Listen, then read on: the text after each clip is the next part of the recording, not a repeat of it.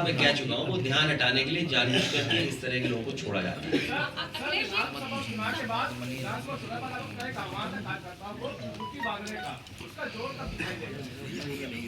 मौसम ठीक होने दो। उनके रहते तो न्याय नहीं हो सकता, लेकिन आपके डेलीगेशन में उनको हटाने की कोई मांग नहीं की अभी तक। उनको हटाए भी नहीं जाएंगे क्योंकि वो प्रिय हैं सरकार के और सरकार उनसे गैर कानूनी काम करवा रही है। इसलिए मैंने कई प्रेस में कहा कि वहाँ जो अधिकारी हैं उन पर कोई बहुत बड़ा दबाव है जिसके कारण उनसे ये गलत काम कराया जा रहा है। ठीक है। इसमें से एक अधिकारी थे, जो अधिकारी आजकल संबल में और उधर ही पोस्टेड हैं।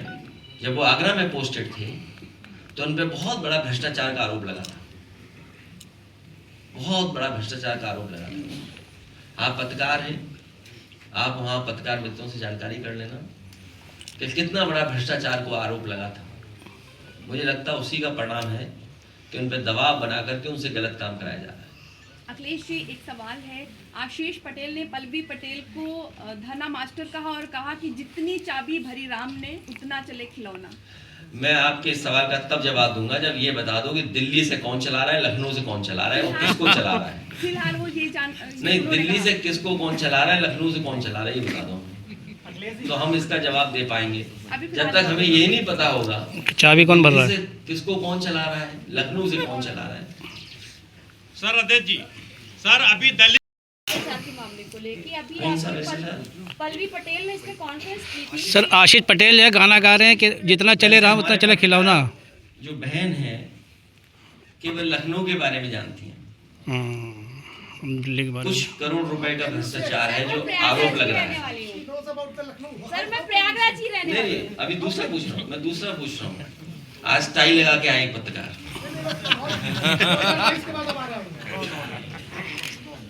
मैंने कहा है कि नए साल में गुस्सा नहीं करना है। हमारे पत्रकार साथी जो सवाल पूछे हैं भ्रष्टाचार, इसीलिए मैं कह रहा हूँ कि अपना भ्रष्टाचार छिपाने के लिए ये लोग कुछ भी कर सकते हैं। और जो लोग कहते थे हम जीरो टॉलरेंस है भ्रष्टाचार को लेकर के, उन्हीं के लोग आरोप लगा रहे हैं। और केवल एक विभाग में नहीं है भ्रष्टाचार, स्वास्थ्य विभाग का पता कर लीजिए, सीएमओ की पोस्टिंग कैसे हो रही है। एक सुनने में आया था कि दवाई पर छापा पड़ा था, एक दवाई के गोदाम पे नकली दवाइयों को लेकर के। उस रिपोर्ट का क्या हुआ, रफा दफा हो गया। अपॉइंटमेंट्स कैसे हो रहे हैं। और मैं आपसे कह रहा हूं, मेडिकल के लिए, एजुकेशन के लिए, शिक्षा स्वास्थ्य विभाग का दोनों का मिला ले, अगर हम यहां से बगल में लोहिया इंस्टीट्यूट है, हमें इस बात की आपत्ति नहीं है कि किसी प्रदेश के आए और हमारे यहाँ नौकरी करें, कोई आपत्ति नहीं हमारे उसमें। लेकिन सवाल यह है कि एक ही इंस्टीट्यूशन के इतने लोग कैसे नौकरी पा रहे हैं। 250 लोग नौकरी पा रहे हैं एक दो कोचिंग की उसी इंस्टीट्यूशन से। सैफी मेडिकल यूनिवर्सिटी में, वहां पर नौकरी 2 इंस्टीट्यूशन से पा गए सब लोग। पीजीआई जो सबसे प्रीमियर और प्रेस्टिजियस है आपकी संस्था, वहां पर कितने पा गए नौकरी, पता करिए आप। और फिर एक सड़क के बारे में मैंने कई बार कहा आपसे, क्योंकि मुख्यमंत्री जी एक्सप्रेसवे क्या होता है वो जानते नहीं। मुख्यमंत्री जी एक्सप्रेसवे क्या होता है वो जानते नहीं है, मुंह से निकलता ही नहीं सर। और एक्सप्रेसवे को लेकर के समाजवादियों को कितना बदनाम किया गया। आप चलिए पूर्वांचल एक्सप्रेसवे पे, क्या हालत है आज। और फिर जो गोरखपुर लिंक था उसके बारे में दावा था कि 2022 तक बन करके तैयार हो जाएगा। आज हम 2025 में हैं। जब 2024 में हम लोग उसकी कीमत देखते थे तो वो 6000 करोड़ की थी सड़क, 91 किलोमीटर। और आज जब 2025 में उस सड़क के बारे में जानकारी करते हैं तो वही 91 किलोमीटर 7000 करोड़ की हो गई। सोचिए आप, ये गोरख धंधा नहीं चल रहा तो क्या चल रहा है। तो ये तो है ही भ्रष्टाचार जो हो रहा है। जो गोरखपुर लिंक में हो रहा है भ्रष्टाचार, उसके बारे में भी आप जानकारी कर लें। कैबिनेट मंत्री संजय निषाद उन्होंने कहा है कि बड़े दुखी हैं। उनका कहना है कि बीजेपी ने निषादों को बहुत इग्नोर किया है, इसलिए सारे निषाद समाजवादी पार्टी की वोट कर दिए हैं और 27 में भी वो अपना रेट बढ़ा रहे हैं।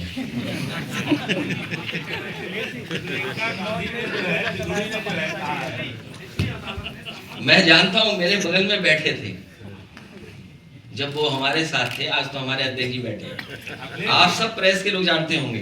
अरे प्रियंका गांधी पे जो याद है? विधायक ने, वो जानबूझ के छोड़ा जाता है ऐसा नेता कि आप ध्यान हटा दें मुद्दे से। देखिए, पीक पे भ्रष्टाचार है इस सरकार में, चाहे वो दिल्ली वाली बात हो चाहे लखनऊ वाली बात हो। पीक पे महंगाई है आपकी, तुम्हारी।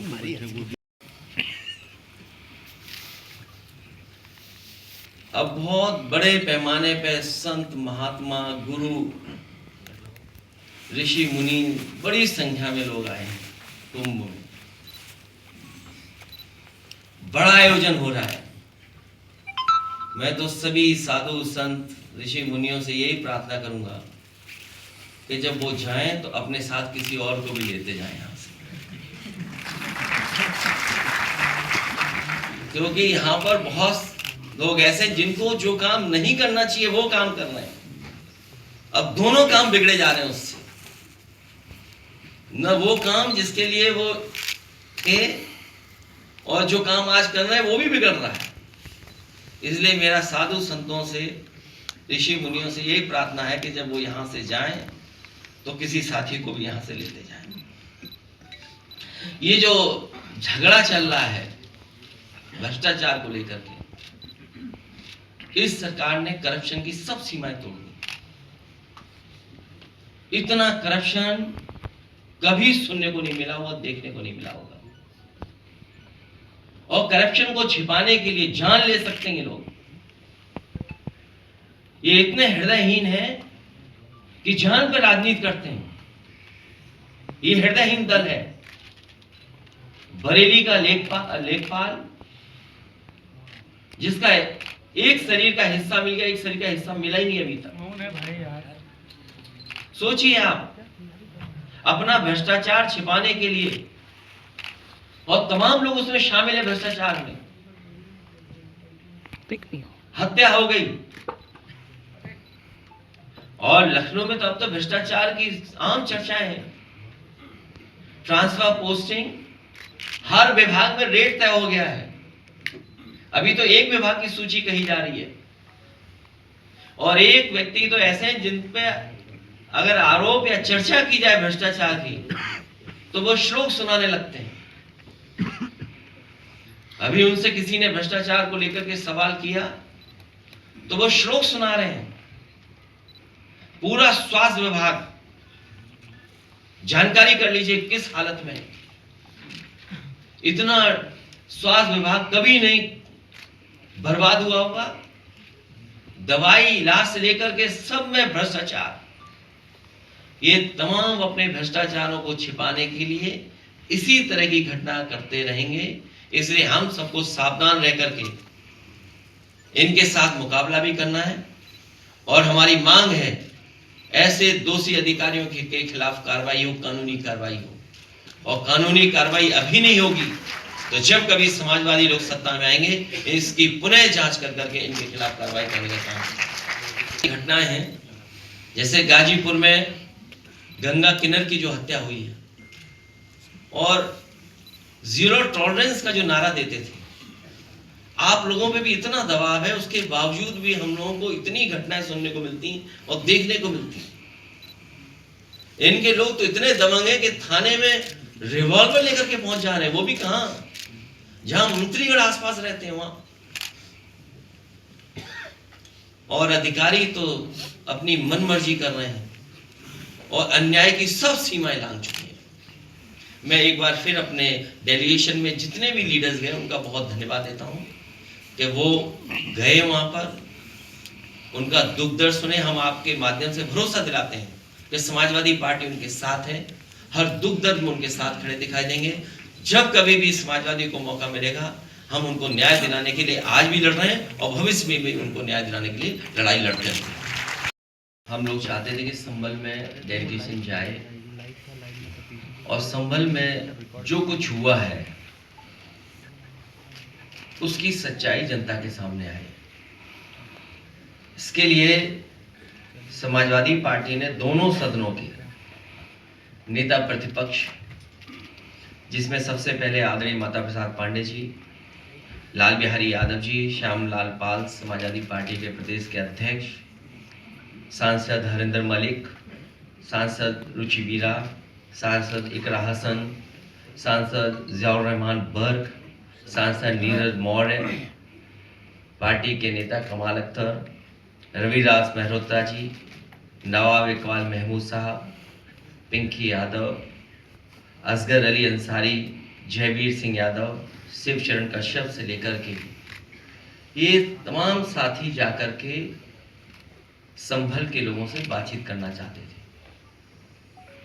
सरकार ने पाबंदी लगा दी।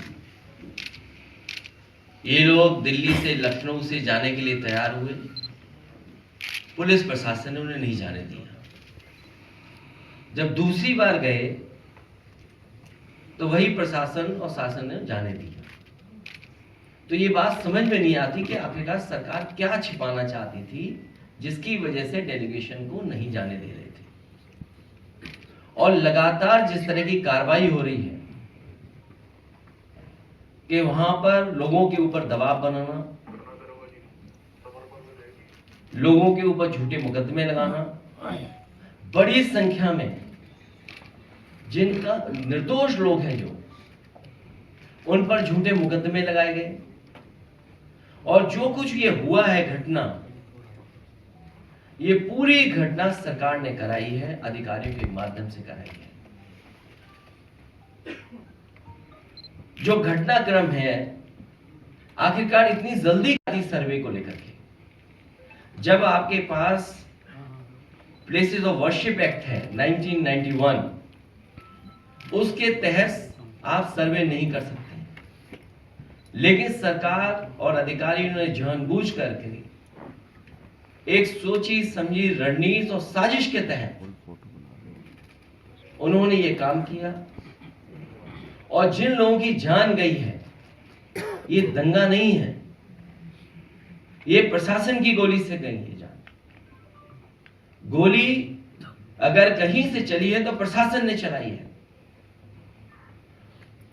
आज भी कोई सच्चाई नहीं जानता है कि आखिरकार जिलाधिकारी या वहां के बहुत सारे वरिष्ठ अधिकारी, उन पर दबाव क्या है, किस कारण ये इस तरीके का काम कर रहे हैं जो अनडेमोक्रेटिक है, अनकॉन्स्टिट्यूशनल है, जहां पर अभी भी कार्रवाई चल रही है। पार्टी के लोगों को निशाना बनाना, वहां जो लोग जेल चले गए, जब उनकी कहानी सुनने को मिलती है, इतनी अन्याय की कल्पना कोई नहीं कर सकता जो उनके साथ हुआ है। उनके शरीर पर चोट है, और इतनी चोट है जिसके हम और आप बता भी नहीं सकते हैं। पूरा शरीर काला कर दिया, बहुत पीटा है, इतना पीटा कि जान चली जाती। और उन पर दबाव बना रहे हैं कि जैसा प्रशासन चाहता है वैसे बयान दीजिए आप। जब हमारी पार्टी के विधायक और लोग गए मिलने, तो उसके बाद सस्पेंशन हो गया अधिकारियों का, और सस्पेंशन भी जाति के आधार पर हुआ, और फिर बैलेंस करने के लिए फिर एक सस्पेंशन किया गया।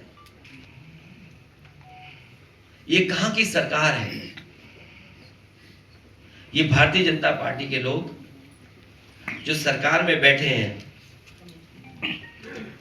ये भाईचारा के पक्ष में नहीं है, ये दरारवादी पार्टी है। भारतीय जनता पार्टी दरारवादी पार्टी है, दरारवादी पार्टी। दुख है इस बात का कि मुरादाबाद में एक नौजवान को इसी तरीके से मार दिया गया, आरोप लगाकर। जब उनका विधायक ये कहता है कि 50,000 गाय प्रतिदिन काटी जा रही हैं, तो आखिरकार मुख्यमंत्री कर क्या रहे हैं? ये सनातनी मुख्यमंत्री जी कर क्या रहे हैं? या वो विधायक गलत है, या 50,000 गाय काटी जा रही है, ये सच है। और विधायक तो यहां तक कह रहे हैं कि भाजपा की सरकार न होती या मुख्यमंत्री न होते तो वो मुख्यमंत्री आवास में घुस जाते। उन्हें शायद ये नहीं पता है कि आज जो मुख्यमंत्री हैं वो भाजपा के सदस्य नहीं है। इसलिए देर क्यों कर रहे हो? अगर 50,000 गाय प्रतिदिन काटी जा रही हैं तो आइए लखनऊ और जाइए, घुस जाइए मुख्यमंत्री आवास में। सर, मिल्कीपुर को लेकर सवाल है, जो बाई इलेक्शन आपने देखा है 9 सीटों पर, उसके बाद मिल्कीपुर में आज संभवतः चुनाव की तारीखों का ऐलान हो जाएगा। कितने ट्रांसपेरेंट इलेक्शन की आप उम्मीद कर रहे हैं और किस तरह की स्ट्रैटेजी होगी समाजवादी पार्टी? मैं मिल्कीपुर के चुनाव के लिए आप सभी पत्रकार साथियों से कहूंगा कि सबसे फेयर इलेक्शन होने जा रहा है।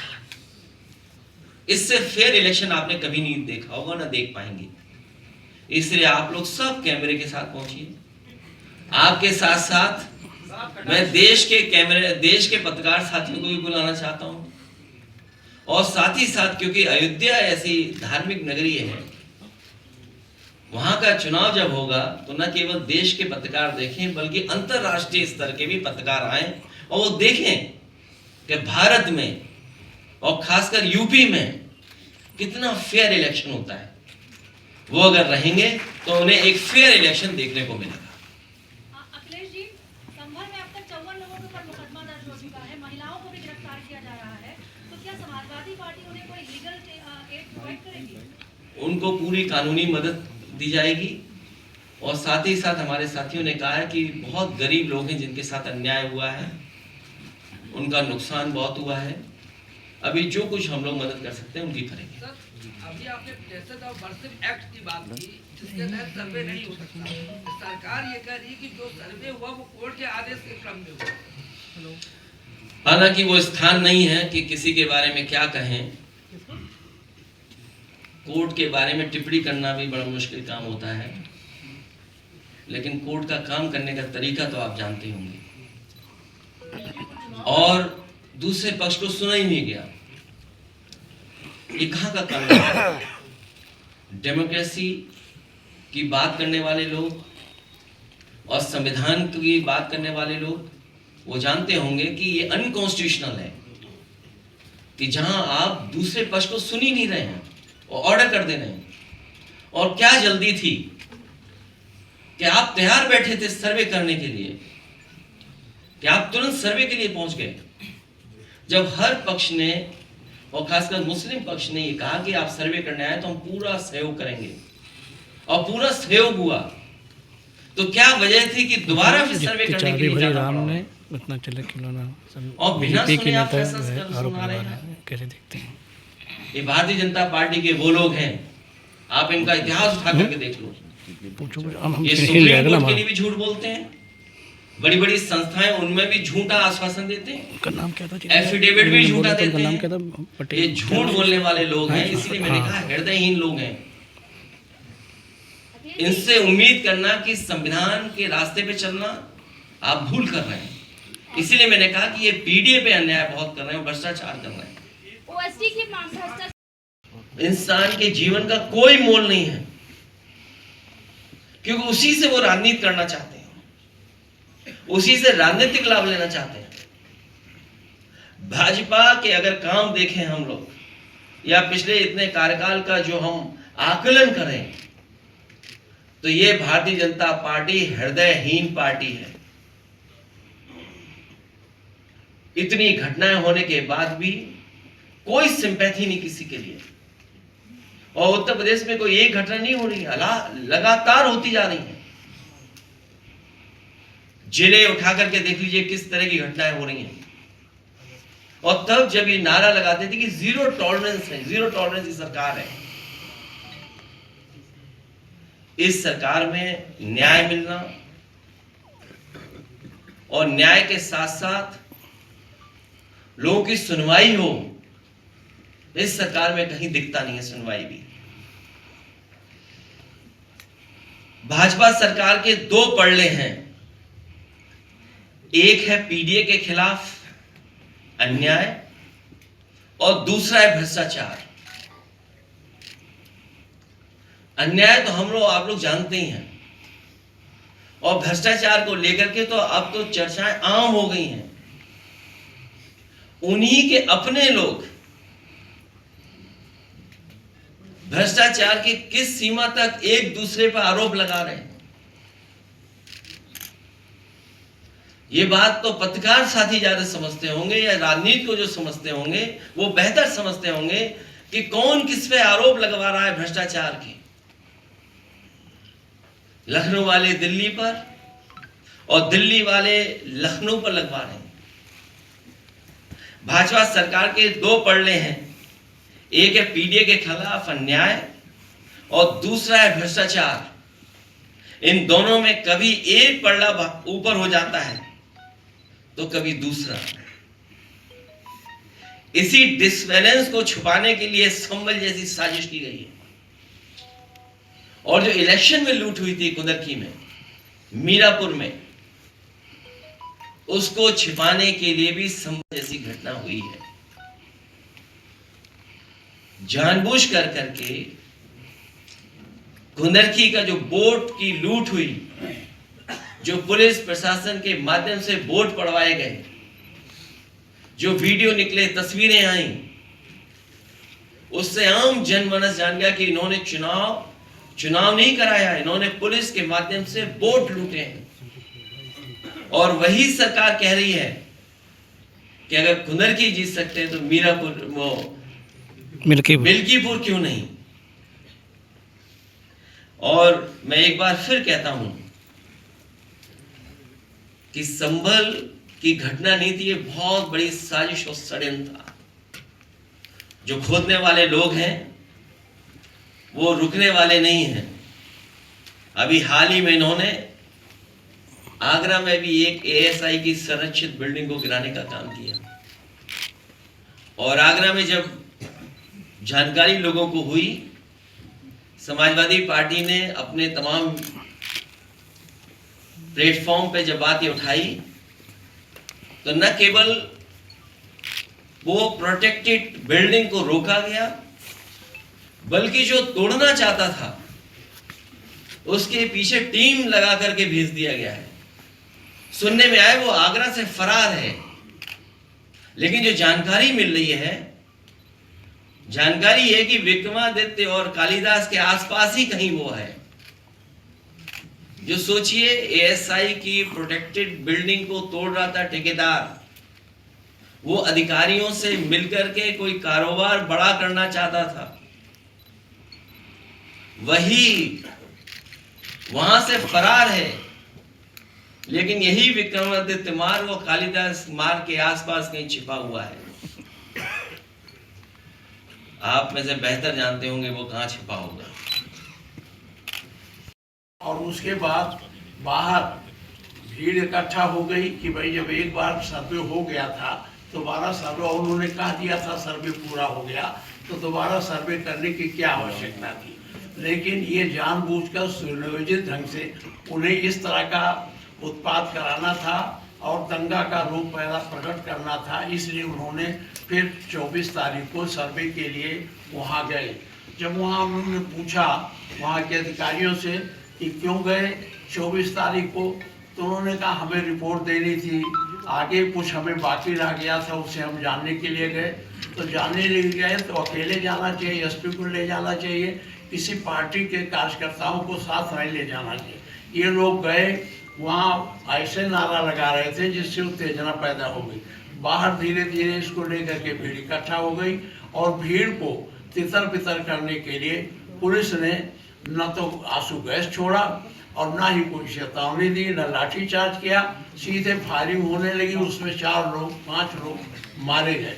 और इस तरह से ये भारतीय जनता पार्टी ने एक सुनियोजित ढंग से एक तरह का दंगा कराकर हिंदू और मुस्लिम के बीच में काफ़ी खाई पैदा करने की कोशिश की है। और यह सरकार सांप्रदायिक तनाव पैदा करके अपनी राजनीतिक रोटी सेकना चाहती है।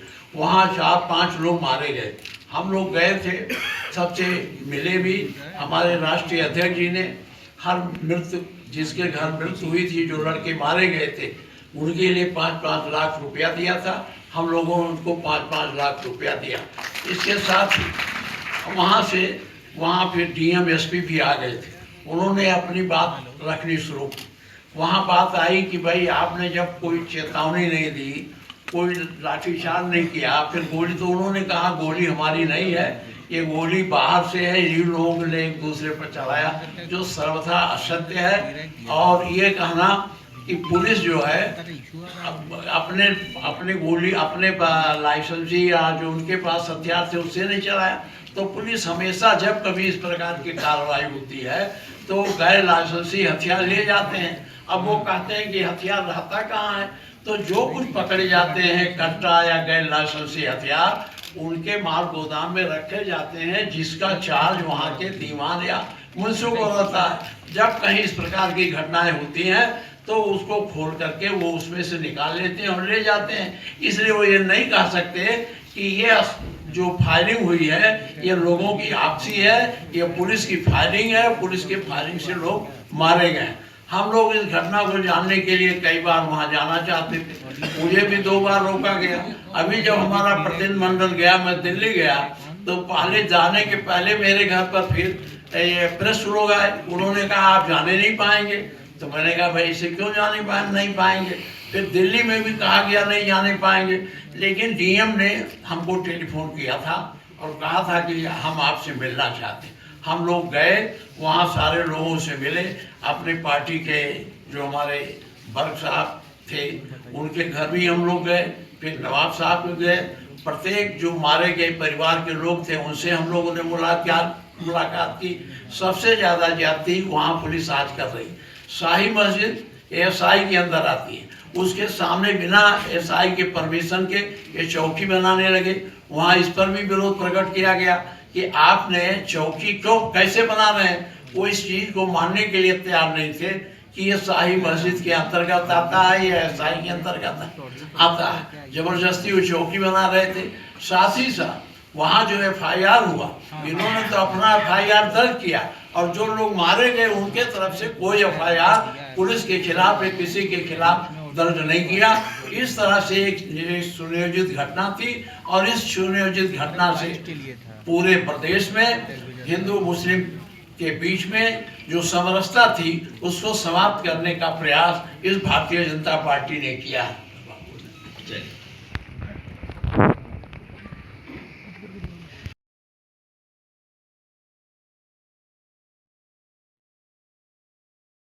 पूरा इंडिया गठबंधन मशीन डिक्लेयर हो रहा है, तारीख आ जाने दो। मैं एक बार फिर पत्रकार साथियों को धन्यवाद देता हूँ और नव वर्ष की आपको बहुत बहुत बधाई, शुभकामनाएं। स्वस्थ रहें, आगे बढ़ें और आप लोग भी तरक्की करें। आप कोई इन्वेस्टमेंट नहीं ला पा रहे दुनिया में। जब आप खड़े हैं और कहते हैं हम 5th लार्जेस्ट इकोनॉमी है, अगर 5th लार्जेस्ट इकोनॉमी आप हैं तो जिन लोगों को आप फ्री राशन दे रहे हैं उनकी पर कैपिटा इनकम क्या है? मैं अभी पत्रकार साथियों आपसे कहना चाहता हूं कि अगर आप उनके मुंह से ही निकलवा लो कि जिन लोगों को राशन दे रहे हैं उसकी पर कैपिटा इनकम क्या है, कभी भारतीय जनता पार्टी के लोग ये बताएंगे। तो अगर 5th लार्जेस्ट इकोनॉमी है और 3rd लार्जेस्ट इकोनॉमी बनने जा रहे हैं तो अनएम्प्लॉयमेंट क्यों है इतना? सरकारी नौकरियां क्यों नहीं मिल रही हैं? जॉब्स क्यों नहीं क्रिएट हो रहे हैं? और फिर इतने इन्वेस्टमेंट की जो बातें की गई थी बड़ी बड़ी, 40 लाख करोड़ का इन्वेस्टमेंट आएगा। कहाँ है इन्वेस्टमेंट? अब तो दूसरे प्रदेश के लोग इन्वेस्टमेंट मीट करने लगे हैं। आपकी इन्वेस्टमेंट मीट पुरानी हो गई, अब तो 2-2.5 साल हो गए होंगे उसको लगभग। तो 2-2.5 साल पुरानी जो आपकी इंडस्ट्रियल पॉलिसी थी उसमें जब कोई इन्वेस्टमेंट नहीं आया, जो और प्रदेश इन्वेस्टमेंट मीट कर रहे हैं, तो वो तो नई इंडस्ट्रियल पॉलिसी बना रहे होंगे, नई तरह की सुविधाएं दे रहे होंगे। तो इन्वेस्टमेंट आपके आएगा कि उनके आएगा? और दुख की बात तो ये है कि देश के प्रधानमंत्री जी भूल गए यहाँ के 40 लाख करोड़ के इन्वेस्टमेंट को और वहां के इन्वेस्टमेंट के लिए अपील करने जा रहे हैं। और बात आगे तक जाएगी तो सुनने में आया है कि मिलने मिलाने का व्यवहार का हिसाब किताब पूरा हो रहा है। वो अपने कार्यक्रम में नहीं बुला रहे हैं तो वो दूसरे कार्यक्रम में नहीं जा रहे हैं। अगर वो अपने कार्यक्रम में नहीं बुला रहे हैं तो उनकी तस्वीरें होर्डिंग से हटा दी जा रही हैं। जरा गौर से देखिएगा, सर यूजीसी को सवाल है तो जो लोग किसान को आय दोगुनी नहीं दे पा रहे वो इसी तरह की भाषा इस्तेमाल करेंगे जिससे कि मुख्य जो सवाल है बुनियादी सवाल उनसे ध्यान हट जाए। और आप VCs के अपॉइंटमेंट में आप गैर शैक्षणिक बैकग्राउंड वालों को भी यूनिवर्सिटी के VCs को बनाया जा सकता है। आपको एक सर्टिफिकेट चाहिए VC बनने के लिए, आप RSS के सदस्य होने चाहिए बस। सर सब ये नियम बकवास है। सर छात्रों से जुड़ा एक सवाल है, कानपुर में 250 रुपए सर मैं समझना चाहता हूँ, मोदी जी कहते हैं मैं 80 करोड़ लोगों को फ्री राशन दे रहा हूँ, फिर उसी मन से कहते हैं 25 करोड़ लोग गरीबी रेखा से बाहर आ गए, फिर 80 करोड़ की जनसंख्या में कम क्यों नहीं हो पाई? ये आपका सवाल एकदम ठीक है। इसी बात को तो हम लोग नहीं समझ पा रहे कि आखिरकार 80 करोड़ लोगों को आप राशन दे रहे हैं और फिर कहते हैं कि हमने गरीबी रेखा से बाहर निकाल दिया। आखिरकार आपकी गरीबी मानने का मानक क्या है? आप गरीब किसको मान रहे हैं? क्या कोई मानक है आपके पास जिससे गरीबी का आप आकलन कर सकेंगे कि ये गरीब है? यहाँ तो हम सब गरीब बैठे लोग हैं। ठीक है सर।